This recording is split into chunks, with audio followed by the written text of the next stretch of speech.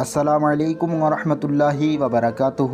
دوستو، آج کی اس ویڈیو میں ہم آپ کو اللہ کے ایک ایسی ولی کی کرامات آپ لوگوں کے سامنے رکھنے جا رہے ہیں جو ریلوے ٹریک کی پٹریوں پر ہوا۔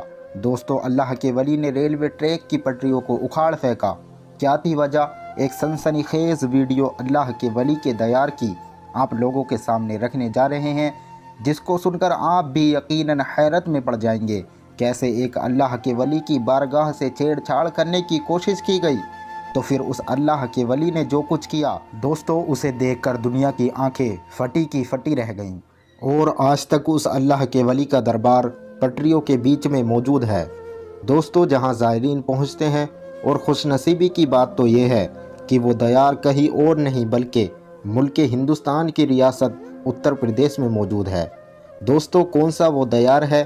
کون ہے وہ اللہ کے ولی جن کے سامنے بڑے بڑے افسروں کے پسینے چھوٹ گئے اور افسروں کو وہ مزار وہیں پر چھوڑنا پڑا؟ اور دوستو، آج بھی بڑی ہی آن بان شان کے ساتھ ریلوے ٹریک کے بیچوں بیچ میں آج بھی وہ مزار شریف موجود ہے۔ تو دوستو، اس سے پہلے آپ لوگوں کو میں پوری جانکاری دوں، اگر آپ ہمارے چینل پر نئے آئے ہیں تو چینل کو ابھی سبسکرائب ضرور کر لیجئے گا، اور ساتھ ہی لگے بیل آئیکن کو بھی ضرور دبائیے گا تاکہ ہم نئی ویڈیو اپلوڈ کریں تو آپ لوگوں کو سب سے پہلے نوٹیفیکیشن مل سکے۔ چلیے دوستو، لے کر کے چلتے ہیں آپ لوگوں کو اتر پردیش کے شہر لکھنؤ۔ پیارے دوستو، ان اللہ کے ولی کا دربار آپ لوگوں کی آنکھوں کے سامنے ہے۔ دنیا زمانہ آپ کو حضرت شیخ خمن پیر بابا رحمۃ اللہ علیہ کے نام سے جانتا ہے۔ دوستو، آپ کا مزار پاک لکھنؤ کے چار باغ ریلوے اسٹیشن کے پٹریوں کے بیچوں بیچ میں موجود ہے۔ وہ سنسنی خیز کرامات ان اللہ کے ولی کے دوارا ظہور میں آیا، دوستو، جسے سن کر جسے دیکھ کر یقیناً آپ کا دل بھی مچل جائے گا۔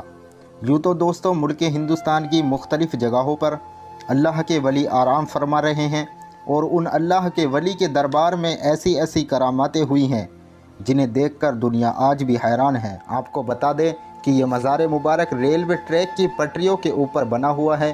دوستو، یہ مزار شریف آج سے نہیں بلکہ 900 سال پرانا بتایا جاتا ہے۔ دوستو، یہ مزار اس زمانے کا ہے جس زمانے میں انگریز ملک ہندوستان پر حکومت کیا کرتے تھے، اور ہندوستان کے اندر ریلوے ٹریک بچھایا جاتا تھا۔ دوستو، جب انگریز حکومت نے یہاں پر ریلوے پٹریاں بچھانے کا کام شروع کیا تو ان کے سامنے عجیب و غریب منظر سامنے آیا۔ دوستو، ہوتا یہ کہ دن میں وہ ریلوے ٹریک بچھاتے اور رات ہوتے ہی وہ ریلوے ٹریک اپنے آپ اکھڑ جاتا۔ ان لوگوں کو اس بات کا پتہ ہی نہیں چل رہا تھا کہ وہ دن کو ریلوے ٹریک بچھاتے ہیں اور رات ہونے کے بعد اکھڑ جاتا ہے۔ کافی پریشان تھے، اور اس پریشانی کے عالم میں بہت پریاس کیا کہ ان لوگوں کو پتہ چل سکے کہ ریلوے ٹریک کو کون اکھاڑ رہا ہے، آخر اس کے پیچھے کی وجہ کیا ہے، اور کون ریلوے ٹریک کو اکھاڑ دیتا ہے۔